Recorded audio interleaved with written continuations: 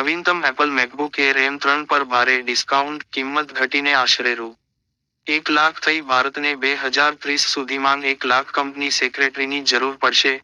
હાલમાં માત્ર 12,000 practice ICSC-PTI. ભારતમાં 10 કરોડ નોંધાયેલા સ્ટોક માર્કેટ રોકાણકારો છે. 5 મહિનામાં 9થી વધીને 9-10 કરોડ સુધી. ફ્રેન્કલિન ટેમ્પલ્ટન $3 બિલિયન ફ્રીઝ પછી ભારતના પ્રથમ ડેટ ફંડની યોજના ધરાવે છે. સ્થાપનો પર ધ્યાન કેન્દ્રિત કરો, સાયબર સુરક્ષાને મજબૂત કરો. નાણાપ્રધાન સીતારમણે બેંકોને કહ્યું. નાણાપ્રધાને એક અલગ બેઠક યોજી હતી અને પ્રાદેશિક ગ્રામીણ બેંકોના ટોચના અધિકારીઓને પણ મળ્યા હતા. ચીનની યુવા બેરોજગારી જુલાઈમાં 17% ઉપર વધી છે, જે ડિસેમ્બરમાં નવી સિસ્ટમ શરૂ થઈ ત્યારથી સૌથી વધુ. જાપાનીઝ ઇક્વિટીઝ યુએસને ઊંચા ટ્રેક કરે છે કારણ કે સેન્ટિમેન્ટ સુધરે છે. કારણ કે મંગળવારે એશિયામાં Japanese equity lead gains, US માર્કેટને ટ્રેક કરે છે કારણ કે માર્કેટ સેન્ટિમેન્ટમાં સુધારાને પગલે રોકાણકારો શેરોમાં પાછા ફરે છે.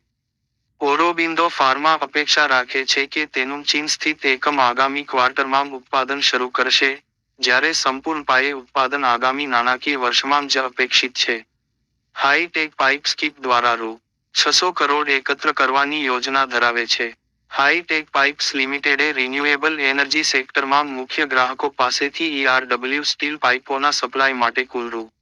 105 કરોડ, GST સહિત, ના ઓર્ડરની સફળતાપૂર્વક પ્રાપ્તિની જાહેરાત કરી હતી.